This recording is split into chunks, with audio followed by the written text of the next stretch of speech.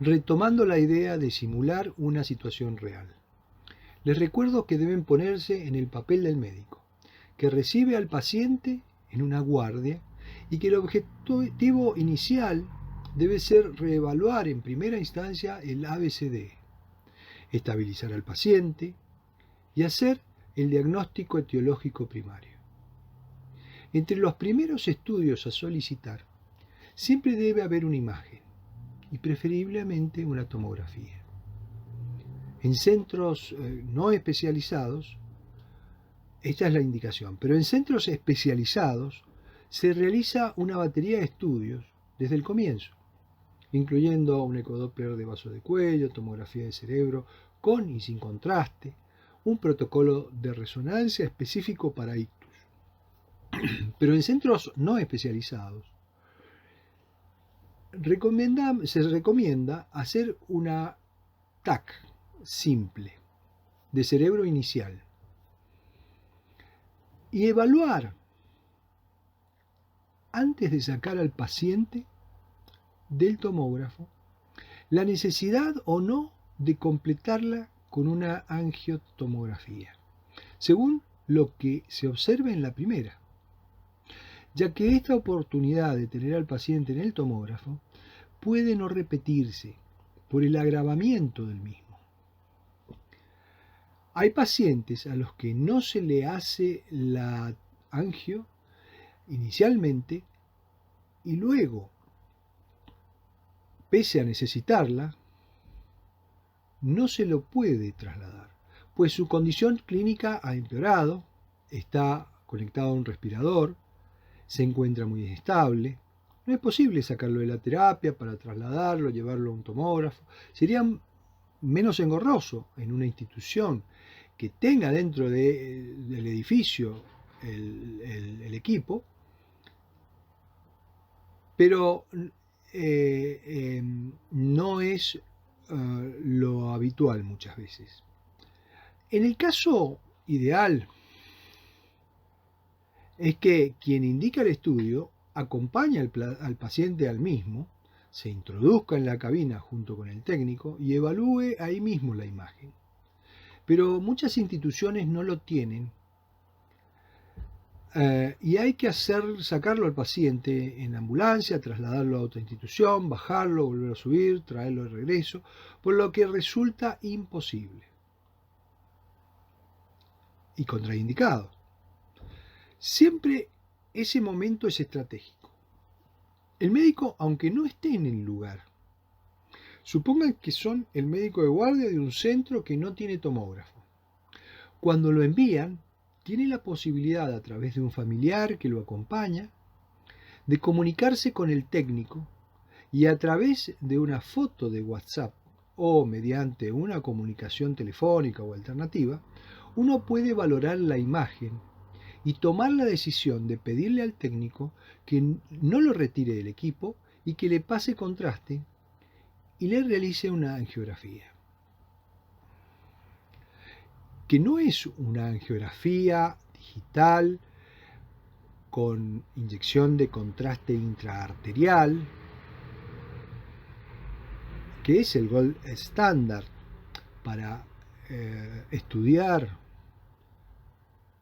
el árbol arterial, pues es el único estudio dinámico en donde vemos una fase arterial, una fase capilar y una fase venosa,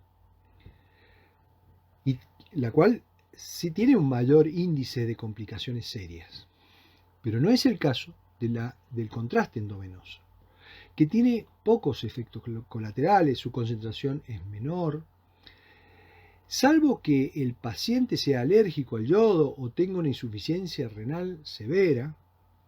Pero si el paciente tiene una insuficiencia renal moderada, puede hacerse el contraste con una hidratación a flujo elevado sin problemas. Les dejo una inquietud y la tarea de pensar.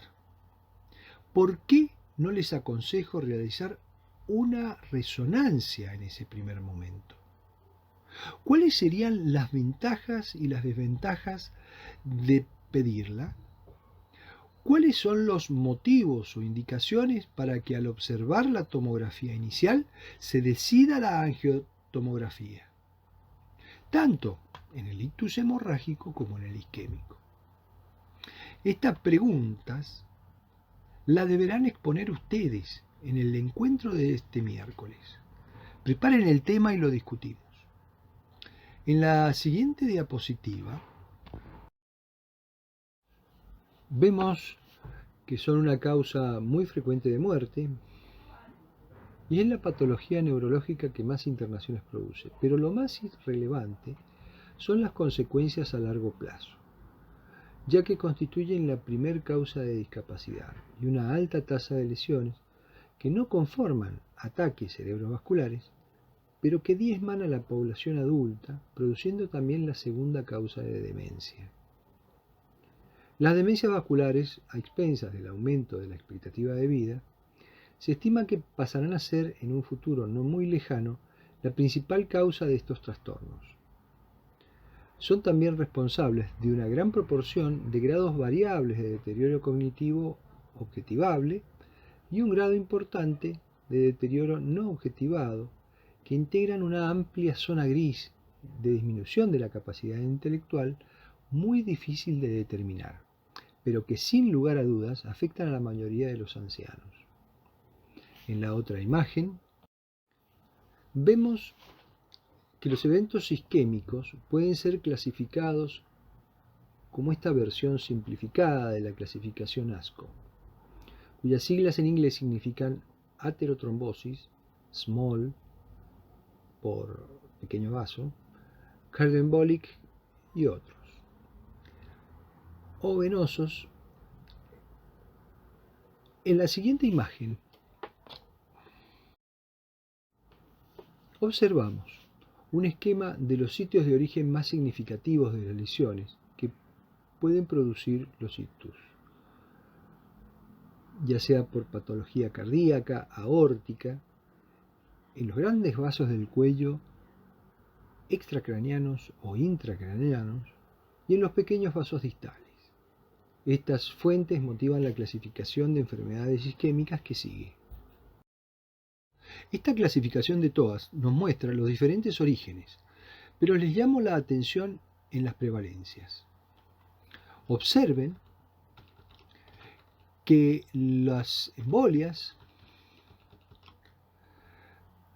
constituyen una proporción similar a los ateroescleróticos, pero en realidad no es así. Son más, son bastante más. El TOA 5, que constituye un 30%, los incluye entre dos o más causas, pero también se los encuentra en muy alta proporción en los llamados ESUS, aquellos criptogénicos con evaluación negativa.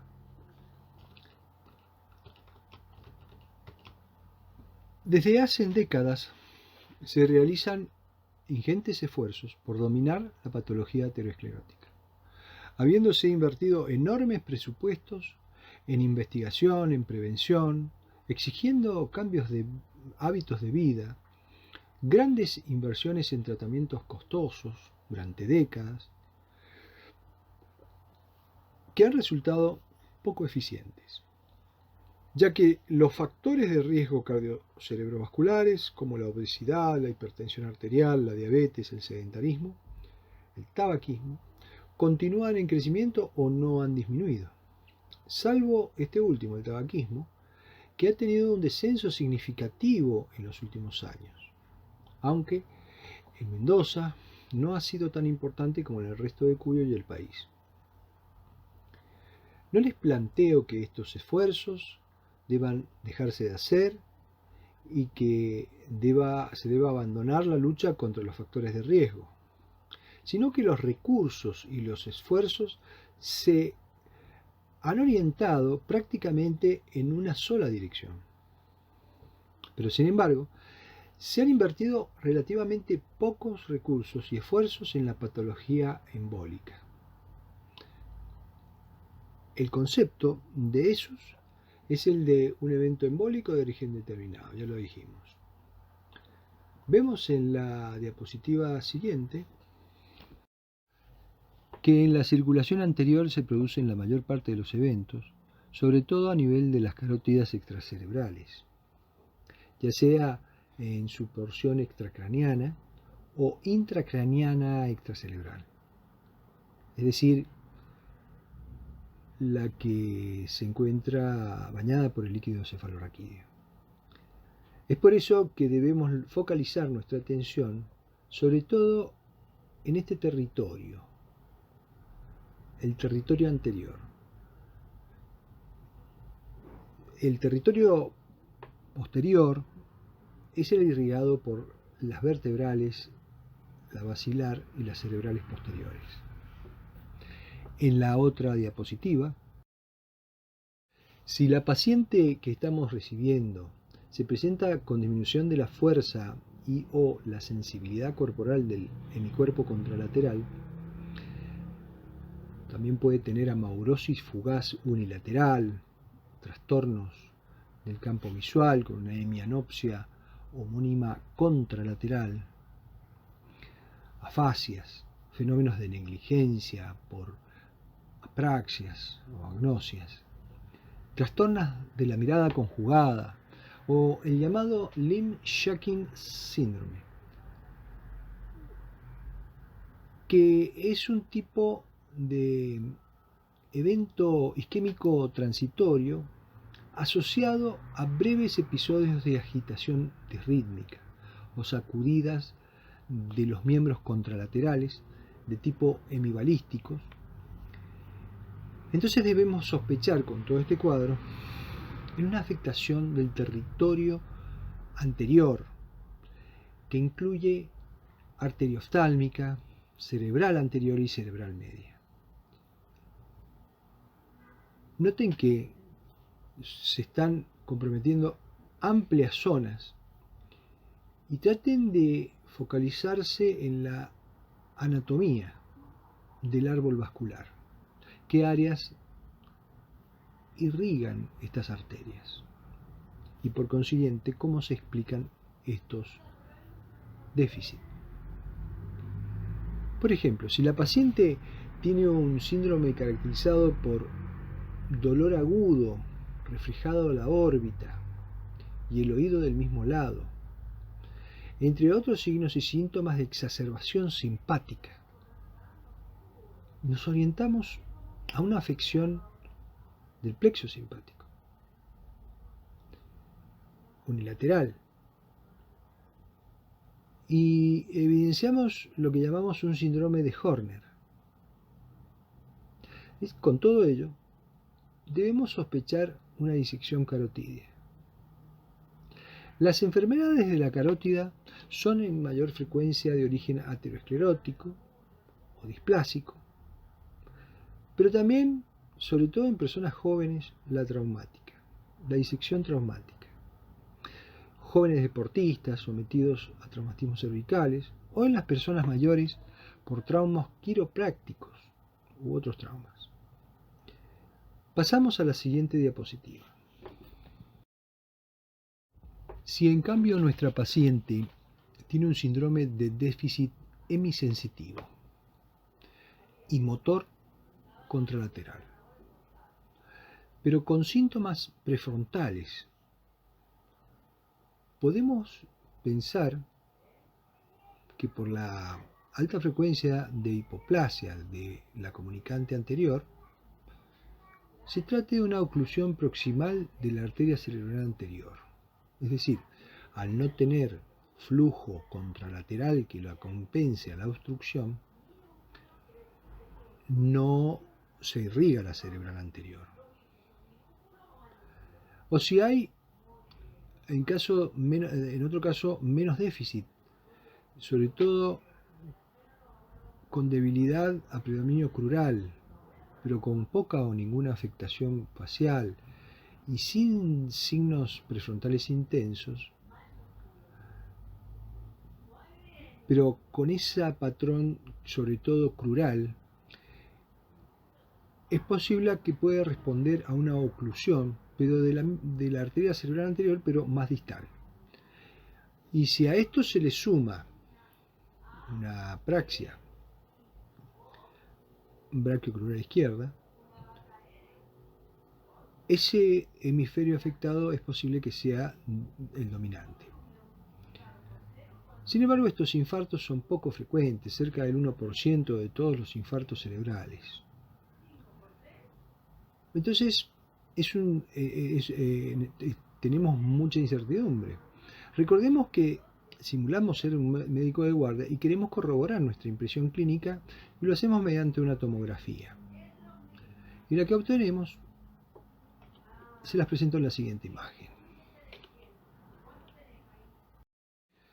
Obviamente parece que se logró la imagen luego de varios días, pues inmediatamente a la lesión es muy difícil que se observe. Pero como la imagen es tardía, pasó el tiempo y ya puede observarse la zona infartada. Se aprecian claramente los límites del territorio vascular de la arteria cerebral anterior y nuestra impresión clínica se corrobora. En la otra imagen vemos una presentación muy distinta.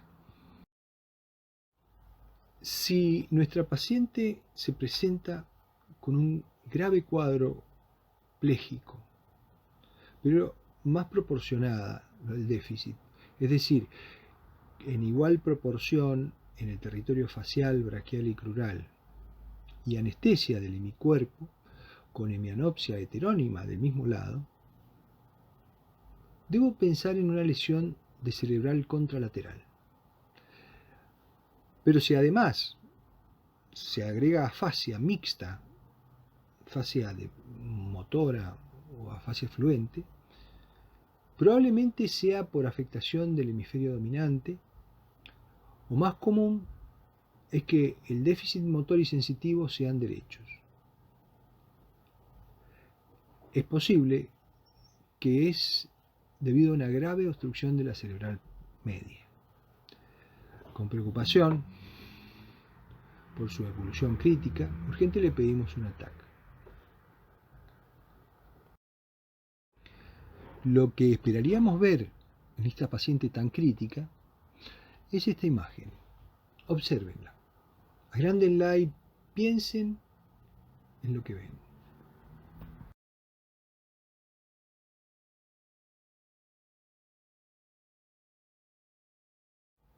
Para observarla, deben comparar asimetrías, deben comparar los mismos objetivos visuales de los dos lados. Observen las flechas que obviamente indican lo que nosotros llamamos el signo de la cuerda. La sangre detenida en tomografía se ve hiperdensa. Se dice que se autocontrasta. Es decir, que estamos observando un coágulo fresco en la luz del vaso. Si observamos con más detenimiento y comparando un hemisferio con el otro, vemos que en el territorio de la cerebral media no se distinguen claramente los surcos, ni el límite córtico-subcortical de sustancia gris y blanca. Tampoco percibimos el límite de los núcleos.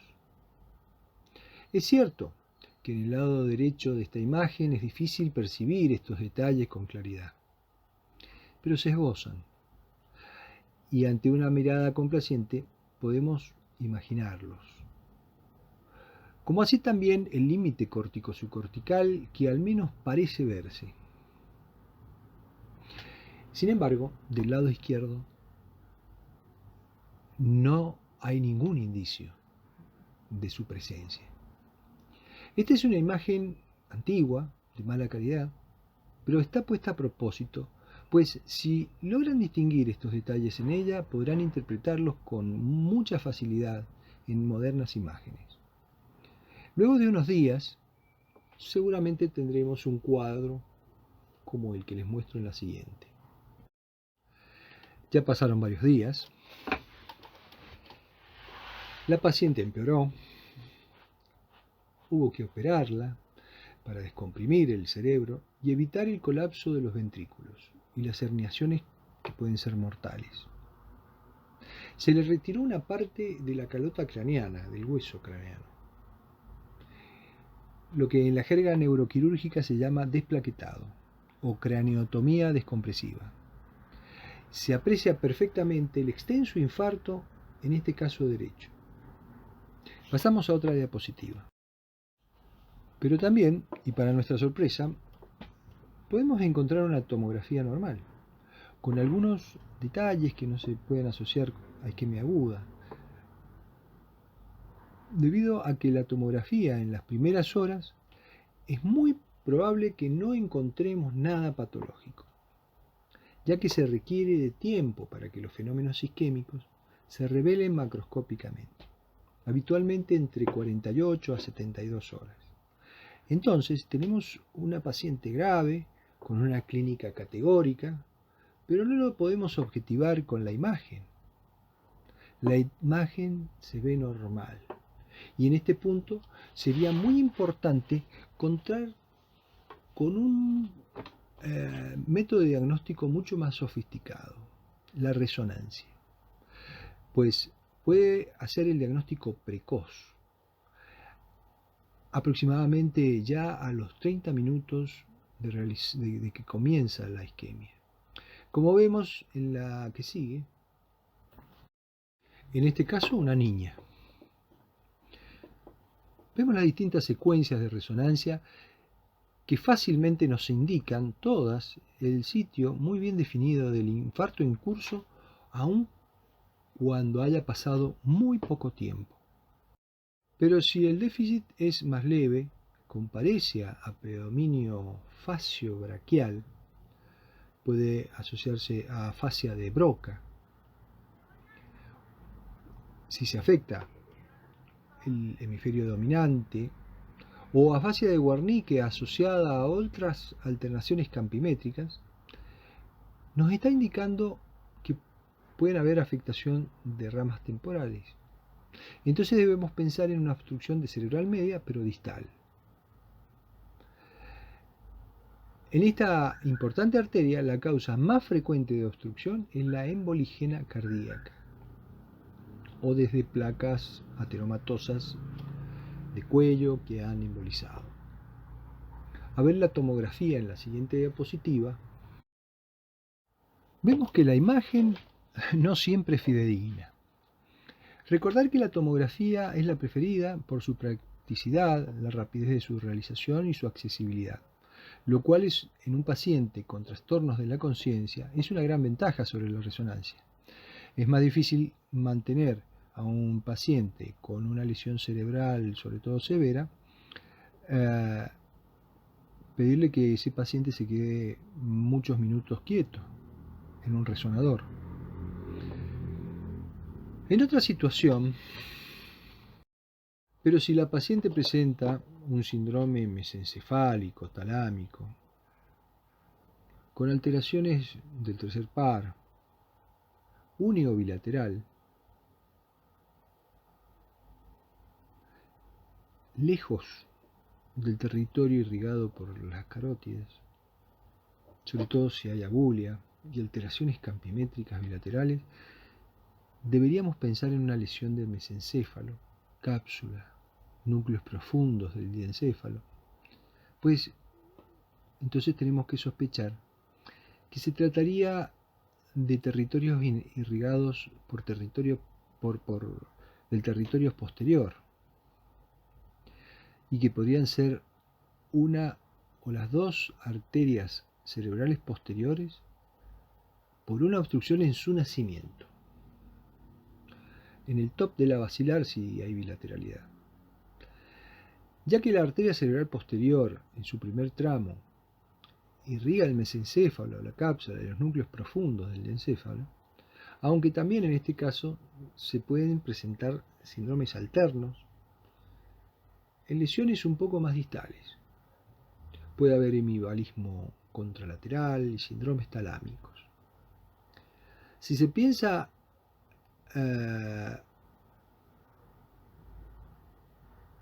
cuando uno hace la evolución del campo visual, se presentan cuadrantopsias o hemianopsias congruentes con respeto macular, pensaríamos en lesiones corticales más distales.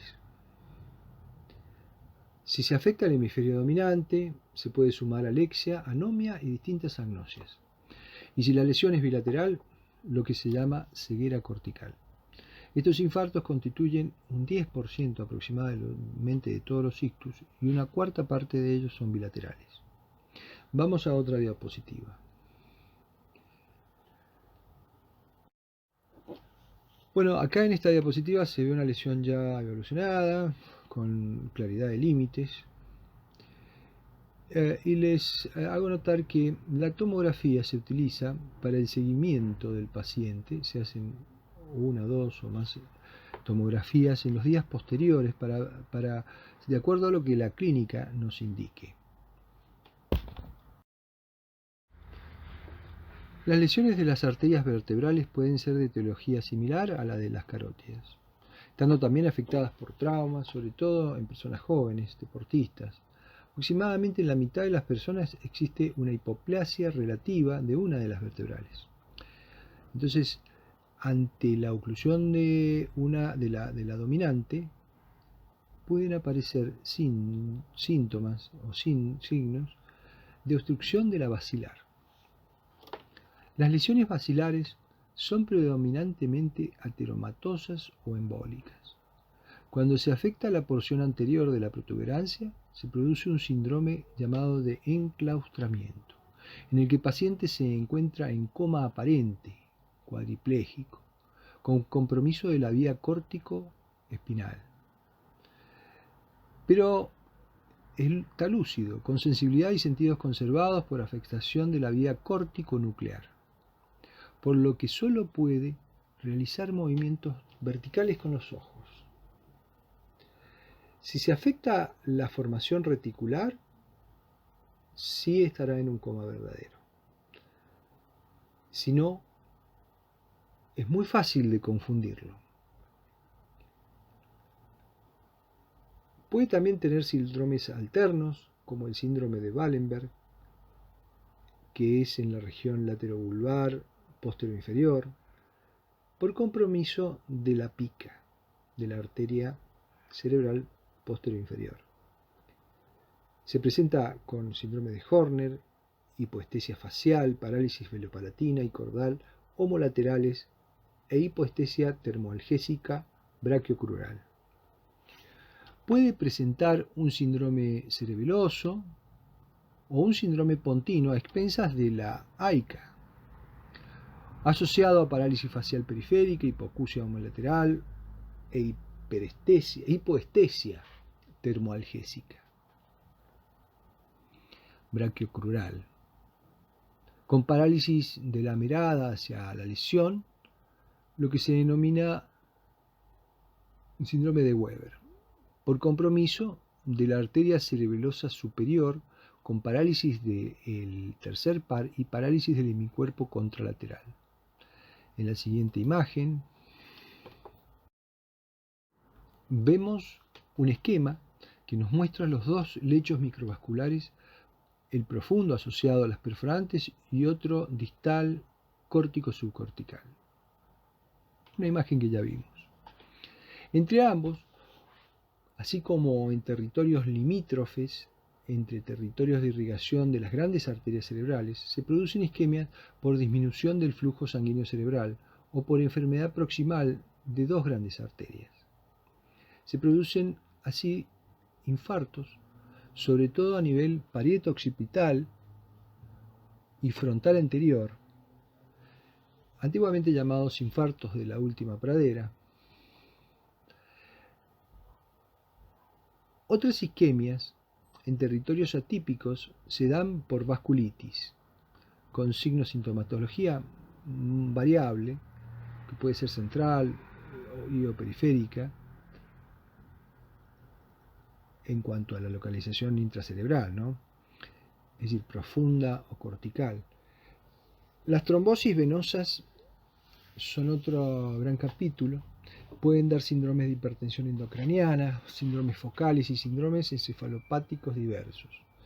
Les presento en la siguiente imagen a las arterias perforantes, que ya hemos analizado, que se encuentran sometidas a regímenes flujométricos elevados y por su diseño poco favorable, se enfrentan sobre todo por hipertensión arterial y diabetes, con fenómenos lipohialinóticos, necrosis fibrinoide y también fenómenos de naturaleza aterosclerótica, produciendo distintos tipos de isquemias difusas y lacunares, sin afectación cortical, pudiendo producir síndromes motores puros, proporcionados o no, es decir, con debilidad uniforme facio-brachiocrural, o a predominio braquial o a predominio crural, según si la lesión se localiza en la confluencia de las fibras que descienden de la corteza y se dirigen como hacia un embudo, hacia la parte profunda de la cápsula. Se puede dar sin hiposensibilidades o acompañadas de estas, y si se afecta la cápsula y la región talámica. Puede darse un síndrome sensitivo puro por afección aislada del tálamo o del tronco superior, la hemiparesia atáxica con debilidad a predominio crural y ataxia a predominio braquial, el síndrome, hoy hay otro síndrome que se llama disartria mano torpe, se caracteriza por paresia facial, paresia del velo del paladar y lingual, asociado a torpeza braquial homolateral. Y eso es característico de una laguna en la rodilla de la cápsula interna o en la parte superior de la protuberancia, afectando las mismas fibras. Estas lesiones no comprometen la vida, pero son la base de la demencia multiinfarto. Las lesiones de estos vasos perforantes. En otra imagen planteo otra situación posible. El paciente que concurre a nuestro consultorio nos consulta por trastornos mnésicos con antecedentes de hipertensión arterial, diabetes, dislipemias.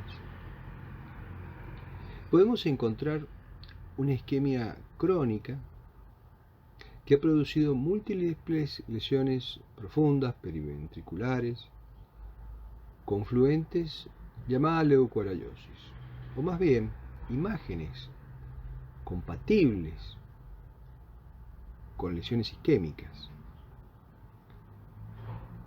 O podemos tener otra presentación volviendo al escenario de la emergencia. Bueno, terminamos aquí esta primera parte. Sigamos con ictus isquémico, parte 2.